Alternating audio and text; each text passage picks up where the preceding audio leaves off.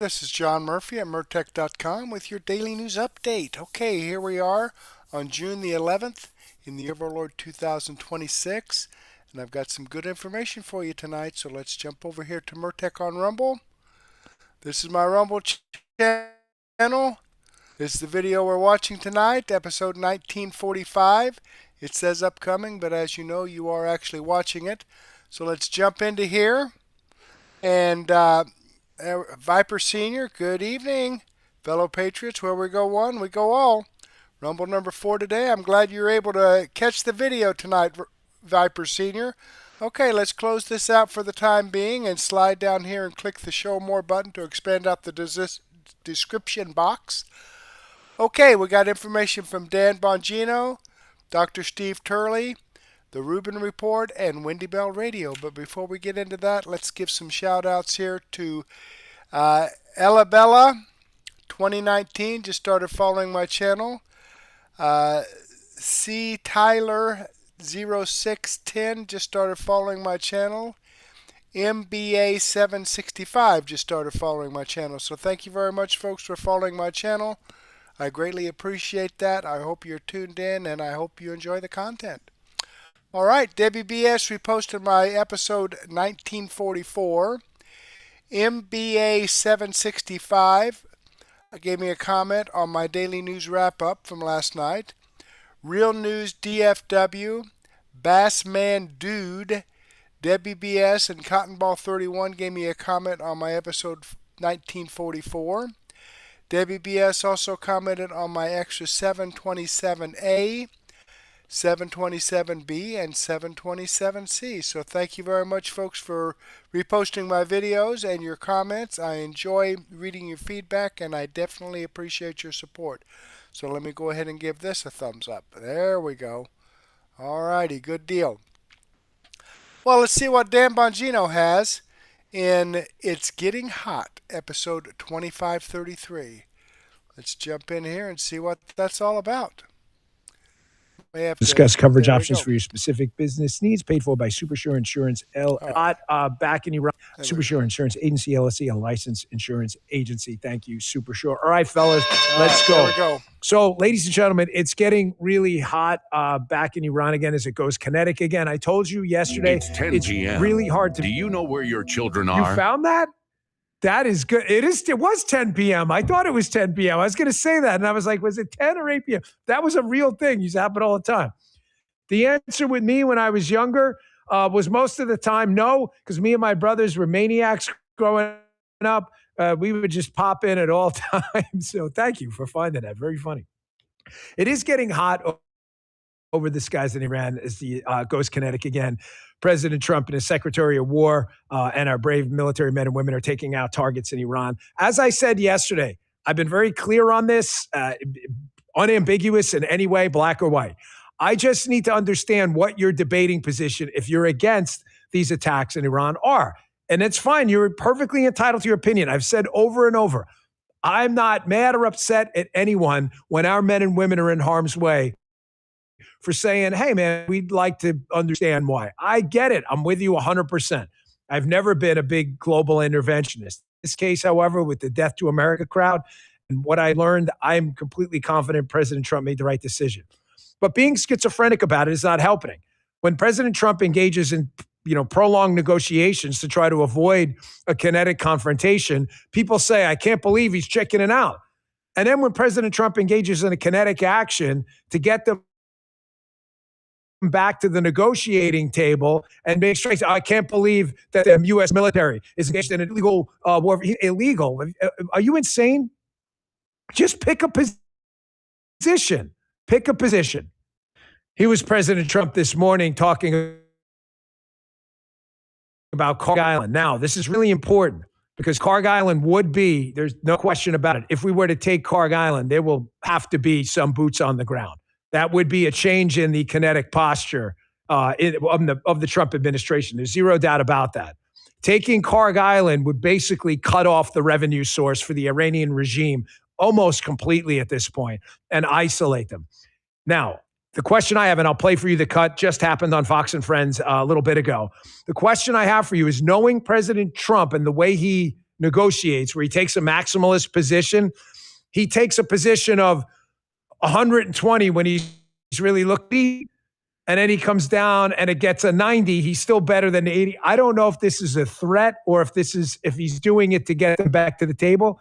So we'll see. But this would definitely be a change in the posture of the Trump administration. Here's what he said this morning on Fox and Friends phone interview. Check this out. They're dying to make a deal. They want to make a deal so badly.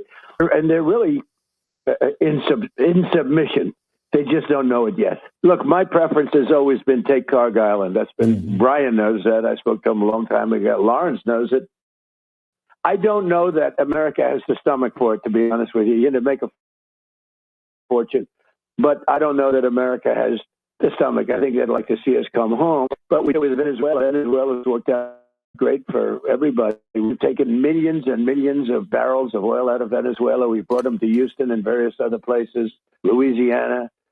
Where refineries that we have that are incredible. They're going 24 hours a day, making a fortune. And, I like that in this case too. But I'm not sure the country has the appetite for it. Does that make sense to you? I understand where as good as it is. By the way, as good as it is, that's always been my number one thing. But as good as it is, I'm not sure the country has the appetite for it. And that's okay. I understand that. That is a critical segment. Folks, I know there's a lot of discord within the Democrats. I just want the United States to lose. Forget them. As I'm going to bring up later in the show, I swear to you, if Trump cured hepatitis and cancer tomorrow, they would cheer on hepatitis and cancer. Forget those morons. They're just being imbeciles, and they just hate the country. For the Republicans who object to kinetic action in Iran, I understand. I get it. But I want you to know, I'm not the Trump whisperer. Donald Trump does what Donald Trump wants. He got elected president, not me. He is the commander in chief. He's not doing this because it's politically popular. He's well aware of the effect on oil markets and inflation and the PPI. He's well aware of that. He's doing what he believes is the right thing. But for those saying that he's not receptive to his own MAGA or conservative audience, I was glad Guy cut that clip when he did, and we listened to it before the show, because he clearly says at the end, if I have to take Cargill to basically finish what we started over there, then I'm going to do it. But I'm well aware that there are some people out there who are not ready for this. No, politicians never say that because he's not a politician. Yes, he's an elected official, but in the sense of, yes, he's literally a puppet. What I mean by that is he doesn't take the traditional talking points and filter them through this kind of political lens. He just talks like a businessman from Queens who understands he has to do something unpopular but believes it's the right thing to do. But he wants you to know. He wants you to know. It's almost like an act of kind of empathy with you in the beginning. He wants you to know he understands. When I was knocking on doors running for office myself, one of the best pieces of advice I ever got from a really prominent politician was people hate having their door knocked on by a politician. They want to throw you off their porch or their stoop, as we used to call it in New York. So one of the first things you should do is say, hey, I'm really sorry to bother you. I know you probably hate politicians knocking at your door, but it automatically disarms people who understand you. That's what Donald Trump's doing here. He's not naive to this. So it's also why I bring up, is this a threat to get them back to the table? Is he going to do it? I don't know. We'll see. He said tonight, so we'll have a lot to report on tomorrow where it's going to be another banger of a news day. I just can't stand, again, the left and their schizophrenic debating position, who I swear to you, if the Trump administration cured Ebola tomorrow, they would have signs up like #1 foamy finger, go Ebola. It's just sickening. These are the death to America terrorists who've been responsible on battlefields from Iraq all over the world to the Cafe Milano incident around the United States and around the world for killing Americans. Let's stop pretending these are like the three musketeers of virtue in Iran. And you get this lunacy from the other side. Did you see this? It said some random Twitter account, honestly, I'd never heard of. But it's just so epidemic of what you see amongst the lunaticocracy out there. Here's this account, is it Persian Girl or something? I'm comparing the United States basically to terror groups. Last night, the most powerful army in the world bombed water reservoirs in Iran, leaving people without drinking water. They're referring to us. I can't remember even ISIS doing something like that. Americans, are you proud of your terrorist regime and army? Well, this got pretty ugly for Persian Girl, a verified account on X. because they wanted to ask Grok, did ISIS ever bomb water reservoirs? This is a really inconvenient answer. Talk about a kick in the nuts.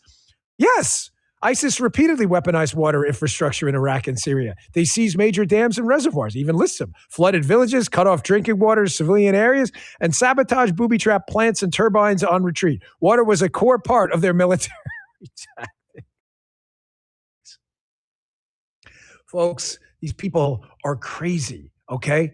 Just pick a position, stake it out. Just pick a position and debate it and argue it. The schizophrenic, lunatic people out there on the left, they are cheering for the other side. A lot of these people, folks, in politics in D.C., especially on the Democrat side, we've got some knuckleheads too, no doubt about it. They secretly, quietly hate you. I know this isn't news, but whenever you see these not hidden camera, but hot mic videos, sometimes hidden camera, but hot mic videos where people get caught on mic saying things they really say in private. This thing with Gretchen Whitmer is just, it's gone viral, of course, because it's just so epidemic in DC of how politicians feel about you, even at the state level. Here's Gretchen Whitmer, Democrat governor. The audio here is not great, but she clearly says here at one point, we're used to people saying, fuck no, pardon the language is in there, and then just doing it anyway. Basically, like, I just gaff off my constituents. If you listen to the audio, it's not great, but Libs of TikTok had a little transcription next to it. We'll put it up on the screens quick. But check this out. This is how they feel about you. They really hate you, and a lot of them just hate this country, too. They want to see us lose. I'm sorry to tell you that, but it's true. Check this out. We're used to people saying, no, that's doing it. Anyone that can live through a winter like you did. I don't know. It's like they have people who have a lot of confidence. I'm just telling you, as all of these Google Glass, Meta Ray-Ban glasses come out with the little recorders and things like this, it is going to be impossible for politicians in the future to fully hide their disdain for the American people who elected them into office. It's just not going to be easy anymore. You're not going to be able to behind the scenes say, I quietly hate my constituents. They all suck, you know. Yeah, someone's going to catch you on their glasses or on a hot mic somewhere. That's how they really feel. I'm telling you, we've got a side of the political aisle in the United States of America that just wants to see this place burn. Meanwhile, for all the drama on the left and all the bullshit about how awful of a time it is to be alive in the Trump administration, that is objectively false. The safest America you've ever lived in, the murder rate collapsing, the border being almost completely sealed.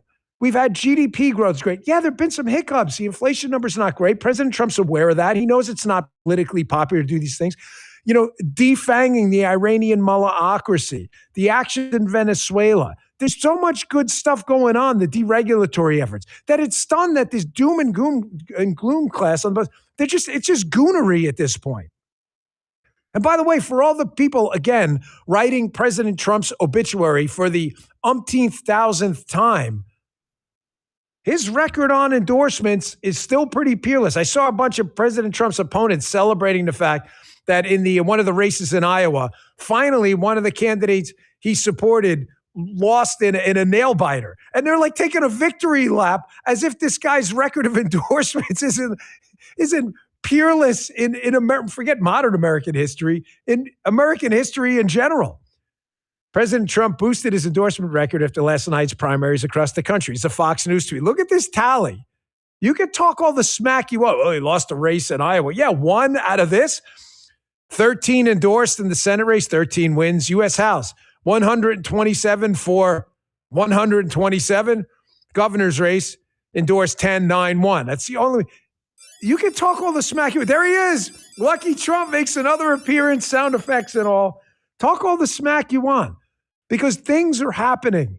I am not painting for you a utopian vision of everything being perfect and the stars aligning at the same time. That's not what happens in politics.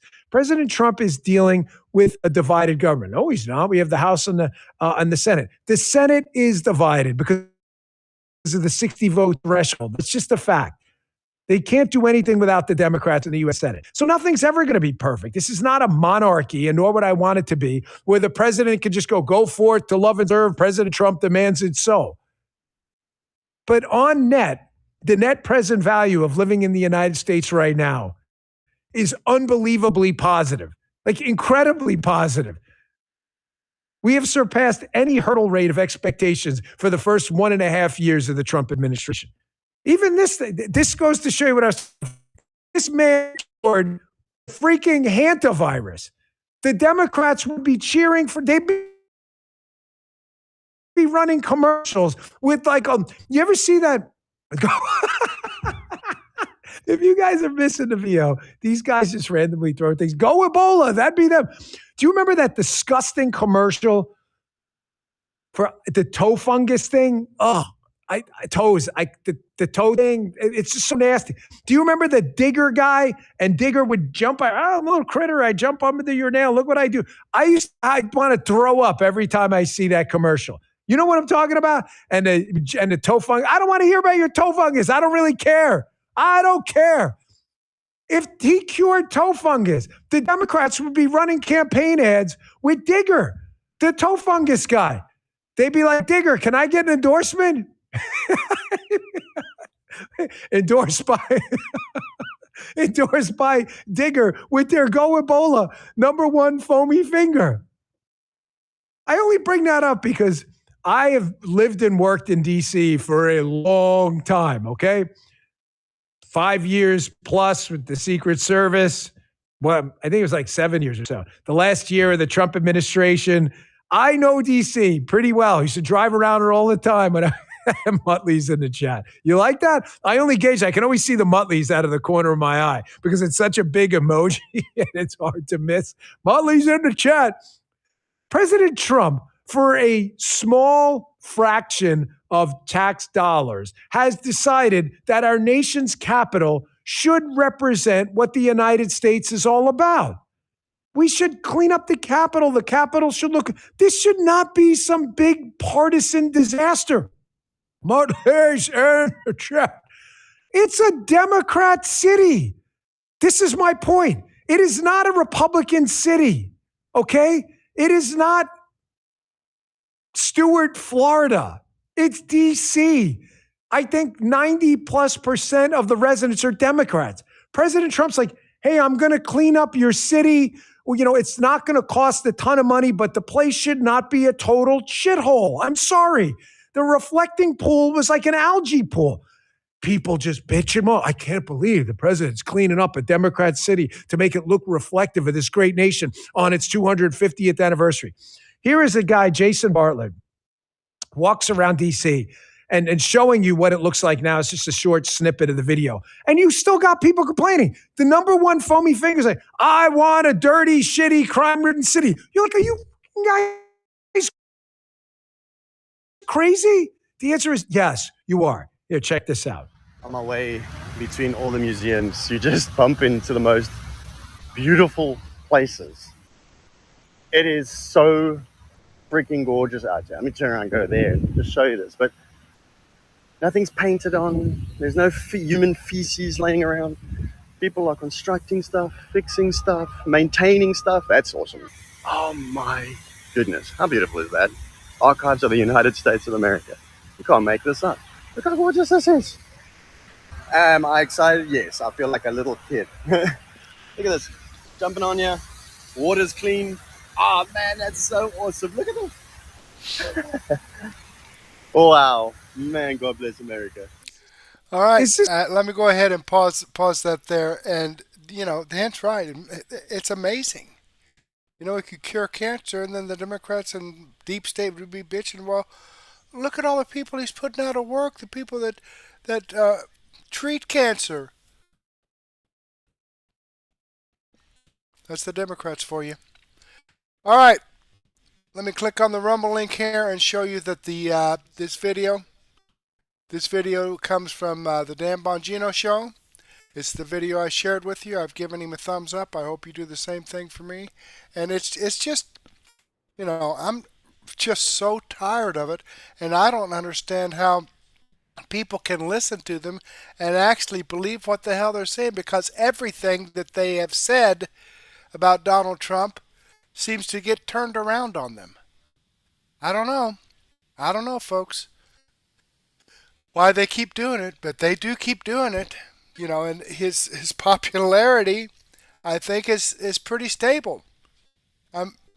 Based on the primaries, he might have had one little snippet there, but based on who he's been endorsing and who's been winning over incumbent people that they're running against, he has to have some popularity, decent popularity, I would think. All right, let's jump back here, and Viper Senior gave us a little update. I heard Trump called off the attack for tonight. Iran has agreed to no nukes and won't an agreement. Okay, sounds reasonable to me. If you can trust them to actually live up to that agreement, that's my concern. Is they might say anything, but then are they going to do what they say they're going to do? All right, unless they say they're going to, death to America, I believe that. All right, Dr. Steve Turley, the election event that sent Virginia Dems into a frenzy. Okay, well, that sounds like good news to me. Let's check it out. Oops. You know what? I believe that might be the wrong link I have. Here we go. Let's check this out. Seeing this, I'm on the road today. Could be a plane, could be a long drive, but wherever I am, I'm out there connecting with patriots who love faith, family, and freedom just like you do. I never want this channel to go dark just because I stepped away from the studio. So my team and I set aside this special session in advance for days just like this. So tell me in the comments where you are watching from and how you're living out faith, family, and freedom right where God planted you. This movement does not pause when I travel. It keeps going because you keep going. God bless. With the VA redistricting question likely to favor the Dems, how big of an impact do you expect this to have on the midterms? Yeah, without a VRA decision, it may. I mean, Seth Keshel thinks it might be decisive. This is turning their map, or what is it, 5-4 into, or what? Yeah, 6-5 into 10-1. Democrat. That's that. It may be decisive. It may give them those extra few seats they need to pull off the midterms. With a VRA decision in our favor, we can make up for. We can absorb it. But Republican, like you saw in Indiana, is that they just don't want to play hardball. Republican Party is just they never fail to disappoint. So we'll see. Right now, I mean, things with Virginia are very good. The turnout for Democrats is much lower than it was in 25 in November. And turnout for Republicans is much, much higher. So the no campaign can absolutely win this thing. And if you're in Virginia, if you haven't gone out to vote, make sure you go out and vote tomorrow. But the only way it can win is if and only if Republicans vastly overperform at the polls tomorrow. The Democrat has spent what did I see? Something like $70 million trying to gerrymander Virginia. They completely violated the Virginia Constitution. So even if this passes, it could get struck down in the courts. It's going to be challenged immediately. We'll just see if the courts have the cojones to knock this down. They should, because it does violate. They're supposed to have a nonpartisan redistricting committee doing this. The Democrats' early vote numbers are way down from what they were back in margins are way up. Actually, nothing on this, which is again a crime. But I guess they believed they could spend their money elsewhere and would have a better chance of winning. But Republicans right now for the early voting, as I understand it, they are in the lead. but they have not banked nearly enough votes where they can just go into Election Day feeling very comfortable. So I think you're right. In the end, there's just a lot more Democrats right now, particularly because of Northern Virginia. And when all said and done, it's a numbers game. If there are more Democrats, you're going to have a hard time winning if you're Republican. But if the Democrat turnout is down, if the Spanberger voting independence break for the no vote, she's way down in approval right now. So there may be a little bit of a protest vote there among independents who thought she was going to be a lot more centrist. And then if the deep red counties come out en masse, if the Patriots come out to the polls in droves, we can't control those first two outcomes, obviously, but we can control the last one. So if you're in Virginia, get out and vote no. Get all your friends, family to go out and vote no. This is all about you holding the line and keeping a fair districting in Virginia. But yeah, if it passes, I mean that's going to be a real blow to holding the House. Again, we could still do it, especially with the VRA coming, but it's going to be harder, much harder, because again, we're dealing with very small margins. Every seat counts is why I'm still so pissed at those Indiana Republicans. I mean, every single seat counts. All right. BC text, but it's Benton Collins. I can recognize this. Query, oh, most learned professor, I was listening to the ladies of the Promethean today. I do not want to be reactionary, but well-informed. As I understand, our battle is much greater than just the mullahs of Iran and the IRGC. We are also battling against globalist mainstream media, the City of London financial mafia, my term, and Iranian proxies embedded in our NGOs and in our government offices are also culprits. Your clarity will be welcome in this matter. Benton. You're absolutely right, ladies, and the Promethean updates are absolutely right. Their focus is more on the Lloyds of London, the old English, the British world order of the 19th century, and into we inherited post World War II, as I understand it. So, So what Trump is doing, again, you're seeing it perfectly, I think. What Trump is doing here is he is realigning, recalibrating world order in a world that has lost order. Okay, this is absolutely key. So the liberal international order, which was basically ruled by managerial institutions, WEF, which is WTO, IMF. Yeah, the WEF to an extent. They tried to bring together billionaire and bureaucrat in their projects. The UN, the EU, these were all administrative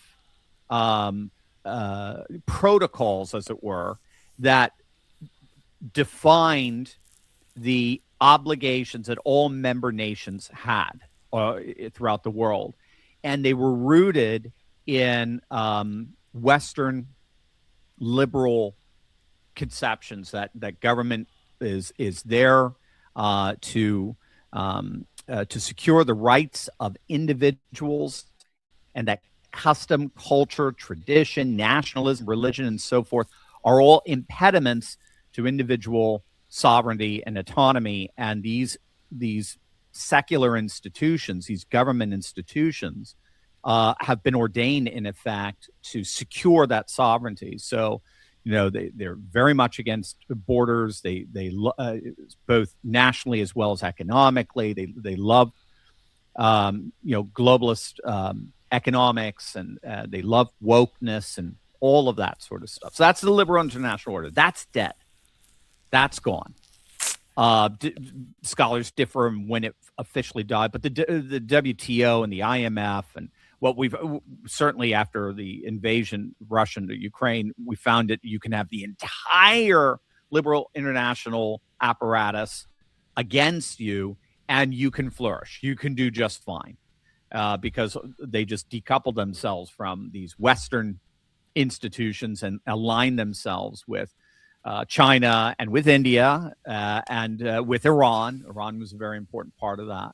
And then Russia was just so, they were so commodity heavy. They had so much food and fuel and grain, and that there were plenty of countries that wanted to trade with them and had no problem with that. So that world died, and now what replaces it? And this is where my work on the civcosm, civilizational cosmocracy, is coming in, where that's the new world order, for lack of a better term, and not the Orwellian sense, but it's a new world order. Actually, that's Aldous Huxley. It's a new world order that has yet to really fully shape itself, where rising civilizational states are governing their own hegemons, their own spheres, with a technology that enables that geopolitics to stretch out into astropolitics. So that's what Artemis II was such an important part of, or Elon owns basically 60% of the satellites that are in lower Earth orbit, and so this civilizational cosmocracy is taking shape, and the alliances, the bilateral alliances that are taking shape in absence of the institutions like the WTO and the IMF and World Bank, but actual alliances that create what's the network polarity, a multipolarity, where the United States is just absolutely dominating the whole thing. So that's where the Western Hemisphere, the renewed Monroe Doctrine as the Donroe Doctrine has come, and the shield of the Americas that we're creating. That's why it's so important to see all these governments in South America and Latin America turning right, Central America, South America turning right, which they are. They're aligning with the United States. Venezuela is being aligned with the United States. Cuba is being aligned civilizationally with the United States. And then whatever's left of NATO, or however NATO gets reconfigured, we interconnect via Greenland into all of Europe, and then Europe aligns into the Middle East via Israel and the Abraham Accords, and then that goes into the Indian Ocean and South Asia via the I2U2 that aligns Israel with India. And then that aligns with the Quad. The Quad is the United States, India, Australia, and Japan, with Malaysia being brought in, and Singapore. I'm sorry, Indonesia, with Singapore and Malaysia already fully in line there. So that is a full world order with the United States at its center. And so knocking out Iran was absolutely key, because the interruption of this network multipolarity was China. China was seeking to be the dominant hegemon in the Middle East, and their key was controlling Hormuz through their proxy, Iran. And by knocking out Iran, you knocked out the chief impediment to the full implementation of the Abraham Accords and their vision of peace and prosperity in the region, turning Gaza into the Riviera of the Middle East and turning the whole area basically into a massive Dubai. So you're getting rid of that, and you're getting rid of China and China's ability to exercise its power as the chief hegemon by controlling Hormuz. Now we control, by definition, we control Hormuz, and we control Malacca, that key choke point by Indonesia and Malaysia. So that is the vision of what Trump is doing. He is reordering the world, and this is absolute. That's why I keep saying Cuba's next. This is absolutely key to it. And yes, Europe and the UK are just being brushed away. He's making it very clear, you'll be part of this world only if we basically invite you. They'll be a part of it inevitably. NATO, of some kind of NATO, will be structured, but increasingly there is a European and Indian inter-alliance via Israel. And so the entire network multipolarity is a singular world order centered around the United States as truly the shining city on a hill with a technological and astropolitical dominance the world has never even dreamed of seeing. But first, gang, what if I told you there's a little-known arbitrage play hiding inside a $30 billion market? Commercial here. And a single physical that just love to do. No theory. But, I like it. I like this question and answer thing with Dr. Steve Turley.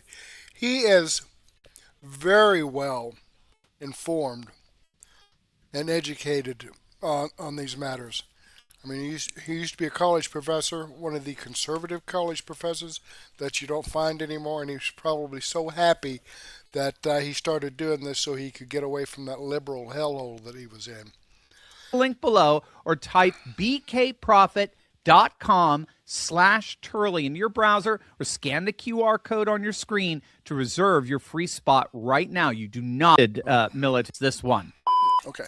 Yeah, he started doing this. It was like the week before the 2016 election that he started his videos, and it was like I saw him, if not on one of his very first few videos that he started putting out shortly thereafter, but it might have been right after the election. But I've been following him since then, and he's always put out great information. Sometimes he's a little over-optimistic, but the information that he puts out is the truth. No nonsense, common sense, logic, and truth. That's what I'm trying to deal with here, and that's what I'm trying to share with my friends here. You, Dr. Steve, can you tell us more about Artesh in Iran? Oh, so this is the conscripted military. So as I understand it, from just what I've read about the Artesh, they're not the elite guard. The IRGC, I was talking about this earlier today. The IRGC is basically your elite. C is there to protect the regime. And the regime, the mullahs. And so the IRGC is given lots of money. They're very well financed. Their generals could be billionaires, right? We saw Soleimani's, not his daughter. Was it his daughter? It may have been his daughter. So just some of Soleimani's family were here, and they were living like the Kardashians. They were living off of their billions that they funnel away from their economy into their own coffers. Whereas the Artesh are not like anything like that. They're the grunts, they're the foot soldiers. They're thrown in the front lines. They're the ones who are sacrificed. They're not the ones. They're not the Basij. The Basij are going to be more. They're going to be an extension of the IRGC. They're the ones who apparently were responsible for shooting the protesters, the tens of thousands of protesters. The Artesh are going to be much more. They'll be much more prone to go with the people, and they are the ones who are supposed to be defending the borders and so forth, from an Iraqi invasion, for example, in the 80s. And but they're the ones whose paychecks you can be sure haven't come in weeks or months. They're the ones who don't get a lot of funds. They've just been treated with a lot of disrespect over the years. And so the word on the street is Artesh is largely siding with the demonstrators right now. So Artesh is just the conscripted military. Anyone can join. Whereas the Islamic Revolutionary Guard is the elite protectorate of the regime. It's proper. And so if there is a civil war breaking out, which does appear to be the case even within the regime, among the more moderate presidential side of things, then you could be sure there's probably going to be a civil war between the military wings from the between the Artesh and the IRGC. Gang, quick update before I go. Registration is now open for my private Turley Talks After Hours meetup in Atlanta. It's happening during the ACCS Repairing the Ruins Conference, June 25th to 27th, and it's free. Okay. So if scan that QR code there if you want to attend this thing with him. But I'm going to move on. He's pretty much over. Great information. I really enjoy watching him, listening to him. Let me click on the Rumble link and show you that this video does come from Dr. Steve Turley. This is a video I shared with you. I've given him a thumbs up. I hope you do the same thing for me. All right, let's jump back here. And we've got some new chatters in here. GP Wolco01 and Doc PT88, thank you for joining us. They're all gone or being deported. Yes, that's very true. All right, let me close this out for the time being and slide down here. We've got some information here. This is just a little short ditty from Dave Rubin, the Rubin Report. Watch Pollster's face as he realizes how much worse it just got for Democrats. And, you know, if you've listened to me for any length of time, you know I'm not real big on polls. I think there's a lot of people that aren't. But I like to hear Harry Hinton sometimes when it's so obvious that Donald Trump is still popular and the things that he is doing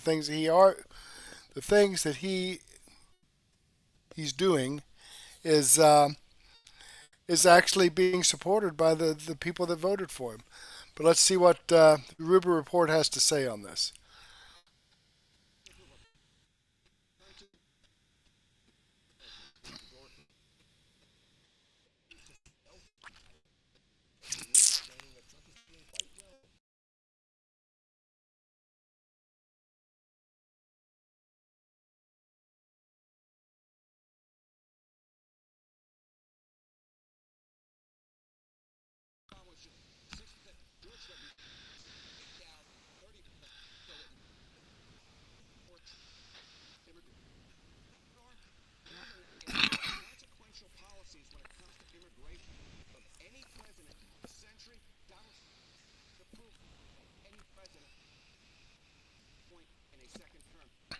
All right, I'm gonna back this up here just a second.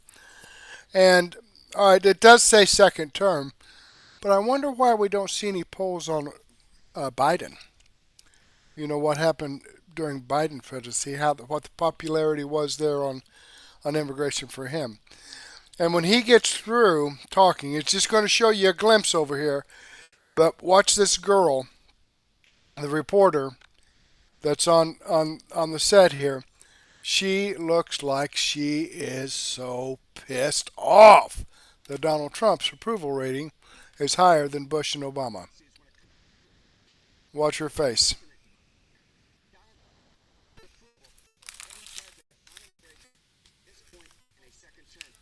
Did you see that? I mean, it's just a fraction of a second. But man, she is not happy. There, look at that. Oh, looks like she's about ready to puke. All right, let's hear what Dave has to say.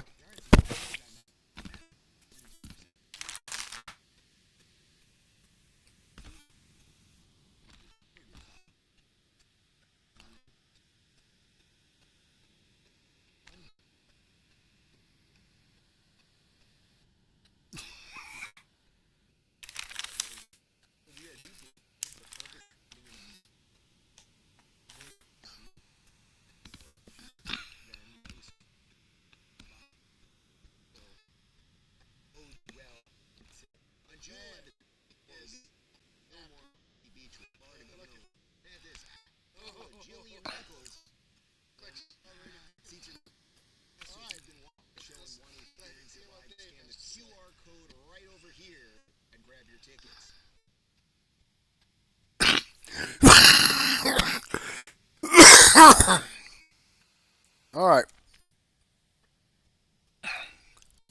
All right. So I'm thinking here. Yeah, I'm thinking that Dave Rubin didn't come through. Okay, I'm going to refresh this and play this again. It's a short one, so we'll have the time to do.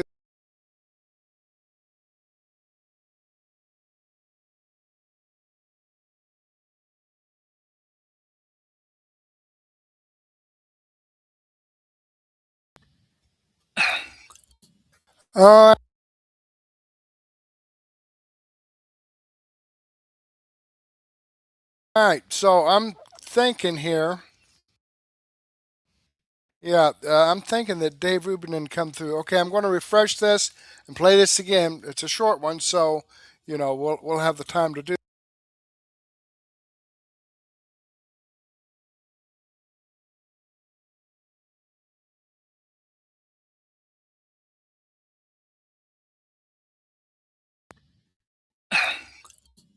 All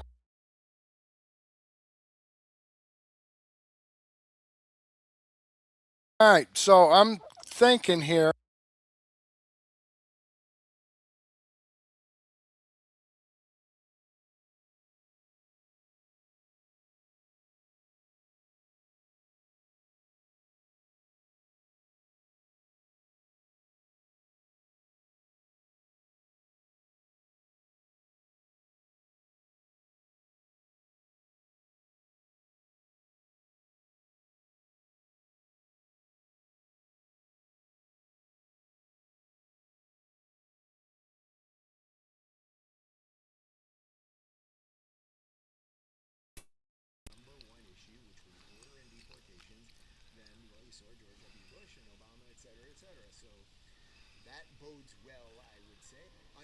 All right, so there you have it.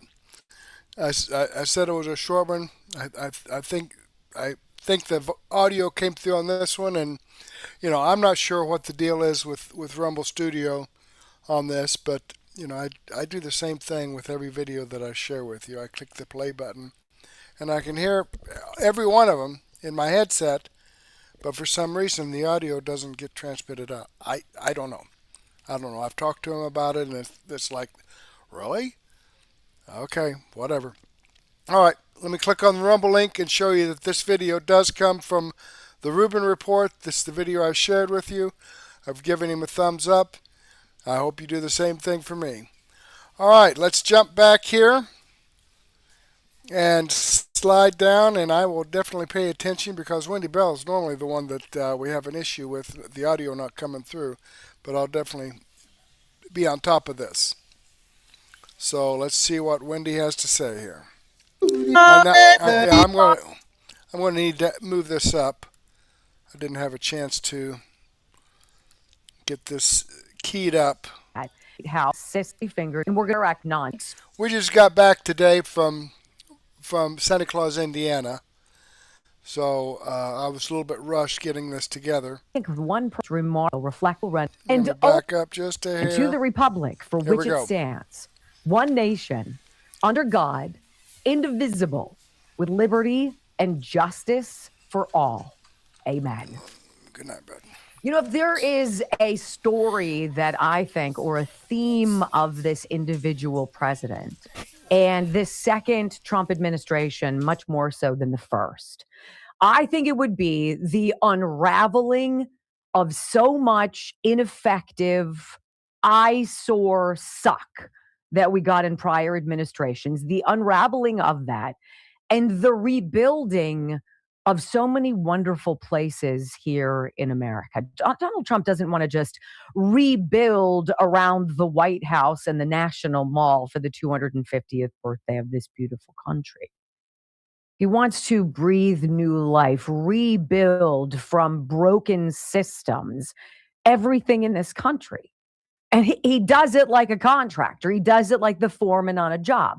He does it like a guy with steel-toed boots, dirty fingernails, and a hard hat. And he's pointing fingers at people saying, you do this and you do that. We're going to blow up our education system. We're going to reconsider it. We're going to reimagine it. And we're going to put something forward from now on that is worthy of our most precious resources, our children. We're going to dismantle this ridiculous Affordable Care Act nonsense, which was basically made as a grift to stick you with the bill and make some people an awful lot of money. We're going to blow that up. We're going to get you the most inexpensive prescriptions and ultimately lower your costs so you can live again and not worry about dying or being sick. And I think one project that is so illustrative of this president's view and the time in which he and his team have managed to make the most remarkable renovation in honor of America's 250th is the total renovation project of the Lincoln Memorial Reflecting Pool. This thing is a third of the mile long. If you've never been to DC, this is the time to go. In and around this summer, this is the time to go because it's being beautified. The trash is being picked up. The grass is actually being tended to. The flower beds are being imagined again. The graffiti is gone. Light fixtures work. And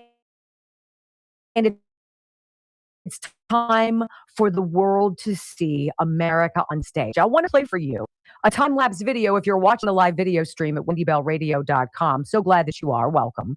This is it's like a 30-second time lapse of what had been a stagnant, smelly, trash-filled, leaking like a sieve reflecting pool that presidents hither and yon before President Trump vowed to and dedicated tens of millions of dollars to fixing. But what they did is they put lipstick on a pig.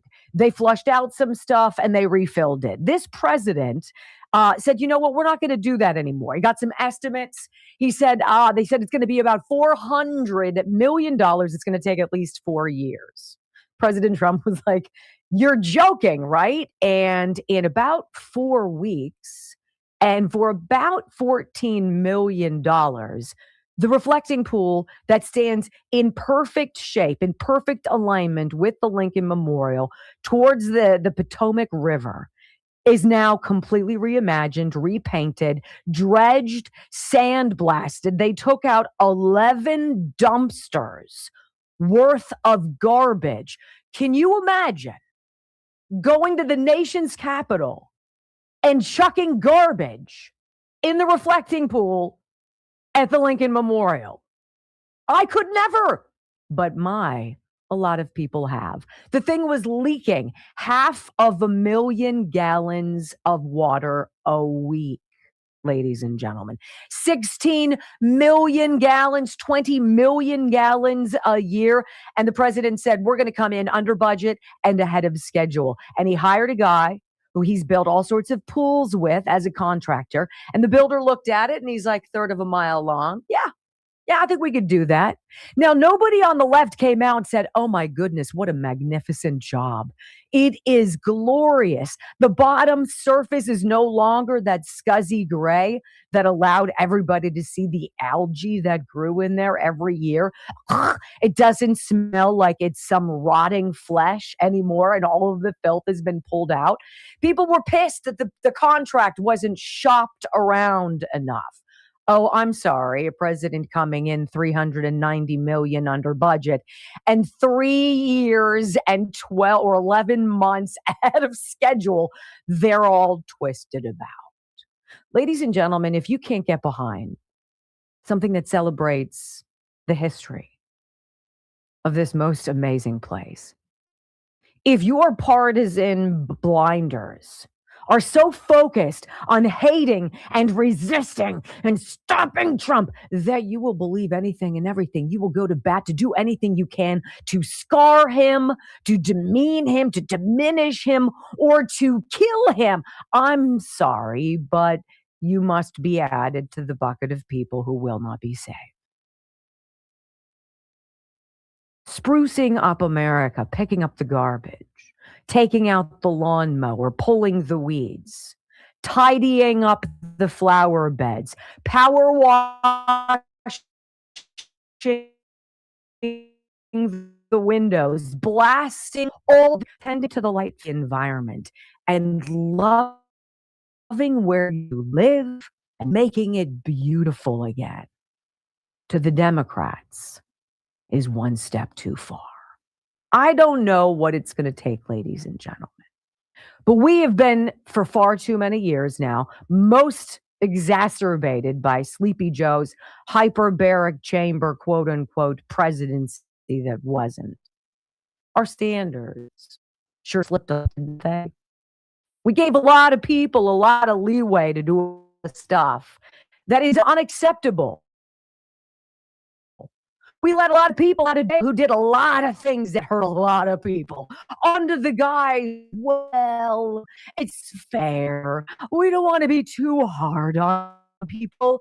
He probably just had a terrible childhood. He didn't mean to stab that young man in the heart. No more excuses.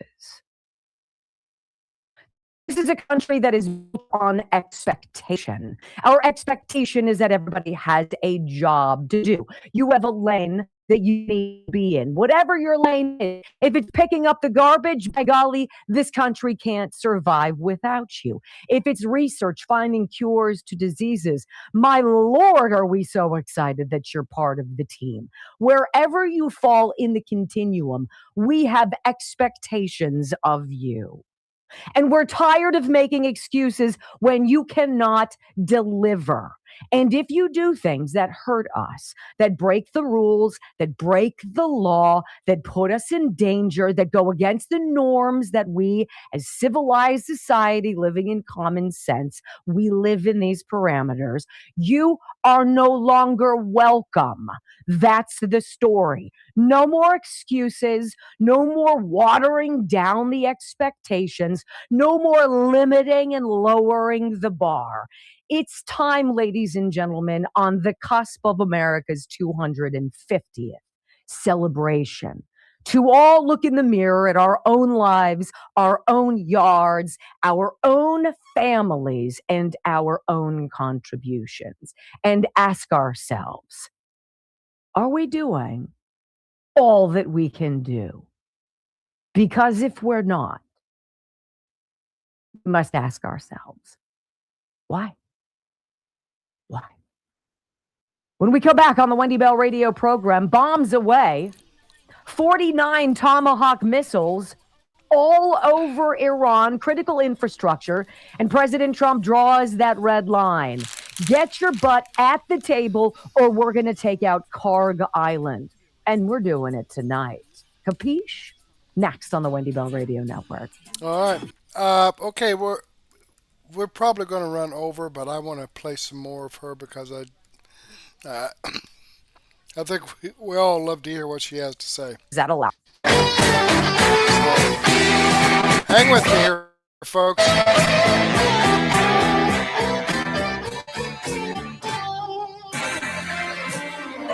ho, ho, it's magic. You know. Welcome back to the Wendy Bell radio program. You know, if President Trump was a king, or he was a dictator, or he was a hothead, or he was a man known to react reflexively to things, this whole situation in Iran would be a complete debacle. And to anybody on the left who wants to allege that what has gone on thus far since January in that country has been a debacle, is lying to you, or is just plumb stupid, maybe a combination of the both. When Iran decided to fire or send a drone to destroy the pilots in the Apache helicopter last weekend that were patrolling the Strait of Hormuz, nearly took down the helicopter and killed those pilots, President Trump had his final button pushed. I want you to hear Trey Yingst, who is Fox's international guy. I think he's fantastic. And he literally was on the phone in the Situation Room on speakerphone. Can you imagine? Hold for the president. And you're like, what? And his speaker, right? He's listening. JD Vance is there. And Pete Hegseth is there. And Jared Kushner and Witkoff and the president. And this is exactly what the president told Trey Yingst about 49 Tomahawk missiles that were fired in a barrage of hellfire overnight over Iran. I just spoke with President Trump, who is currently in the Situation Room with Vice President J.D. Vance, along with Special Envoys Kushner and Witkoff. The president giving new insight into what is taking place as we speak. There is an ongoing bombing campaign against the Iranian regime. The president tells Fox News that 49 Tomahawk missiles were used to hit targets inside of Iran, some of them as close as 40 miles from the Iranian capital of Tehran. The president said that U.S. fighter jets are also operating over the skies of Iran, taking out radar systems and air defense systems in the southwestern part of the country, close to the Persian Gulf. This is all taking place as the Iranians are trying to get the United States to stop the bombing campaign. President Trump told me that Iran called him tonight. Top Iranian officials and President Trump spoke directly, according to the commander-in-chief tonight, as the president was sitting in the Situation Room. And he told me that the Iranians asked them to stop bombing. And the president said to me, the bombing will stop shortly. I asked him what will happen if the Iranians do not sign an agreement that was put forward by American negotiators. President Trump said, quote, we'll bomb the S out of them tomorrow night. And so the president is leaving the military option on the table if the Iranians are unwilling to sign this good faith deal that would ultimately open the Strait of Hormuz and ensure that they cannot advance a nuclear program toward a nuclear bomb. That is the bottom line here that President Trump has reiterated over and over again. The reason Operation Epic Fury began was to prevent the Iranian regime from obtaining a nuclear weapon. I asked the president if the ceasefire is over. He told me this was the most violated ceasefire in the history of the world. He also spoke about the broader situation, and Vice President J.D. Vance also spoke momentarily. The phone at one point was on speaker, and the vice president talked about how this negotiating team has dealt with the Iranians, understanding that they have to deal with both moderates and more extreme voices inside of Iran, ultimately to get a deal done. And as the president has told me previously and tonight reiterated, the Iranians understand force. And that is the president's thinking, launching these new strikes tonight, much heavier than what we saw last night, again, sending a message to the Iranian regime that they're either going to sign on the dotted line or this bombing campaign is going to continue. The president told Fox News, we've hit them hard tonight. And again, he went on to say that he spoke directly with top Iranian officials in Tehran who asked him to stop the bombing. The president is optimistic that a deal can be reached here, but again, he is reserving the military option. And again, tonight, the latest numbers that we have, according to President Trump, who spoke exclusively with Fox News from the Situation Room, 49 Tomahawk missiles, fighter jets over the skies of Iran, and the U.S. military hammering the Iranian regime, sending a message to those in Tehran that they have two options here. Either the war returns and they get hammered on the battlefield, or ultimately they sign this deal that was presented by American negotiators. A brutal Iranian regime which understands brutality is about to feel it.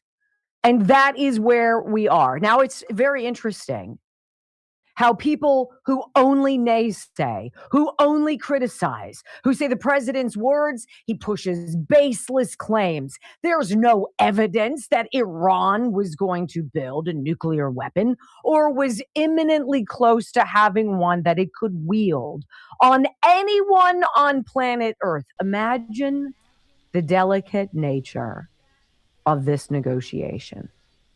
Imagine all of the nuance, all of the things lost in translation by words that make no sense in languages we don't speak. It's like the president coming in and pushing everybody aside at the Lincoln Memorial at the reflecting pool and saying, drain it, fix the irrigation, fix all of this stuff so it's solid and it doesn't leak anymore. We're going to get all the garbage out, okay? We're going to blast the liver out of it. We're going to refortify it. We're going to repour it. We're going to paint it a beautiful shade of American flag blue. And we're going to fill it with crystal clear, sparkling, safe water.